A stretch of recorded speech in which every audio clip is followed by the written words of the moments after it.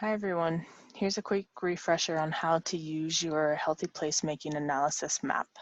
Again, the URL to directly link and open this map is here on the screen, bit.ly/USP140 analysis. That link will take you directly here to your map. So how to use the map again, you have your legend over on the left-hand side and your map content on the right-hand side. Again, remember you can click on any of your points of interest and get your attribute information. You can scroll through some of these and you'll see this time that you have all of your information collected from your Survey 123, such as the best place category, merged with some of the demographic information that you collected using your Google form. All of those have been merged now to be able to line up with each point. So how do you start to filter on some of these to start to explore the data in greater content? You have your filter widget, which you can use. So if we go ahead and open that up, we have a few predefined categories that we can select from.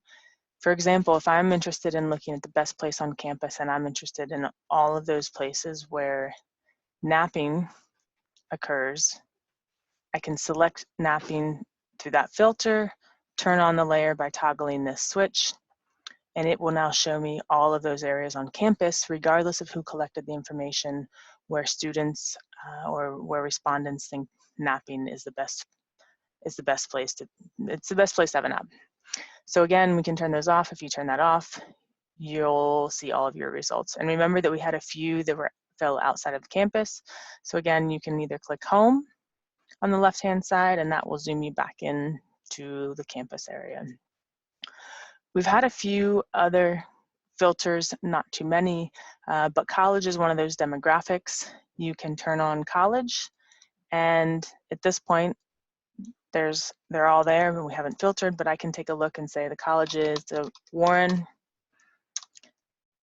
hit enter or turn it on, and I get all of the respondents according to Warren. If I'm actually interested in looking at some of the attributes in greater detail, I can, from the bottom of my screen, open up the attribute table using that arrow, and it's going to give me the total number of results. You can see in my lower left-hand corner that I have 85 results that are from Warren. I can start to take a look at some of this information. Again, remember, if I can scroll to the right, I get to see some additional information, the demographic information. So you can start to see some of those. You can explore with some of these. If you left click on any of the field headings, you can start to sort ascending or descending, so working with your content in your actual map. So that's how you use that.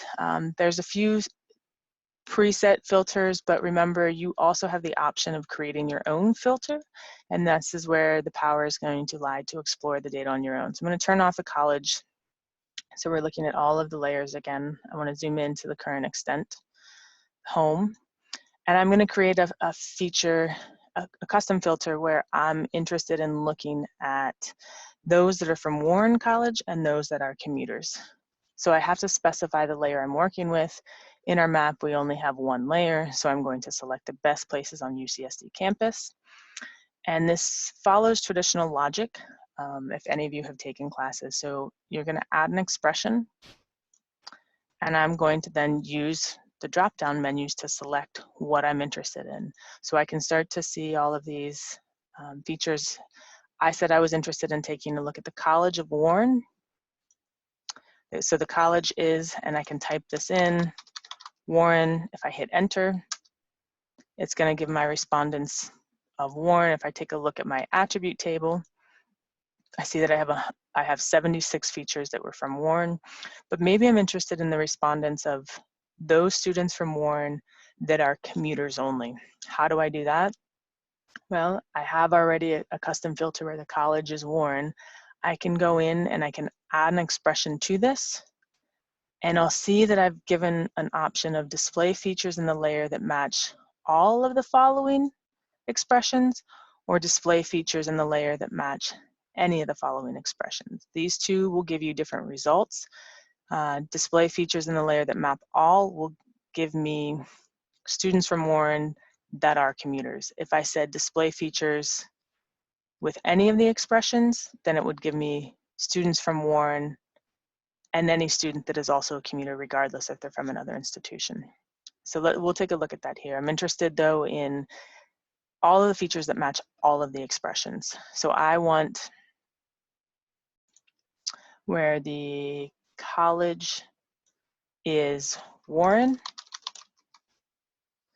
and I'm also prepared to delete that. So let's add an expression where I want the commuter is yes. Hit enter. This now gives me the results of where the college is Warren and the commuter is yes. And I can see that my results now, I have about 92 that are within that. So I can start to go ahead and explore this and see what information I'm looking at in my attribute table. And remember, again, you can start to explore around through some of this.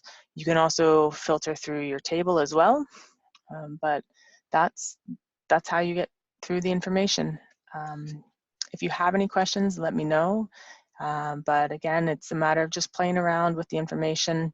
And at this point, when you do type in information here, because it was brought over from Google Documents, you will have to type in. So if you're interested in looking if they're male or female, or the housing security, if they're food secure, any of those, you'll actually have to type in things as you see here. So that's just keep that in mind. But otherwise, if you have any questions, you can send me an email, or you can stop into the Data and GIS lab, where our lab students can also assist you.